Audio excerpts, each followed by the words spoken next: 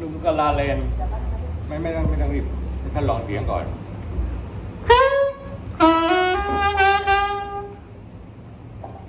ตายร้องก็ได้แต่เอาเราไทยร้องก็ได้เอาหนุ่มกะลาเลยหนุ่มกะลาด้วยกัน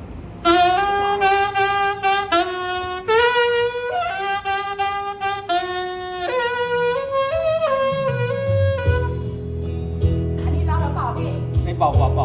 ไม่ต้องใช้ไมโครโฟน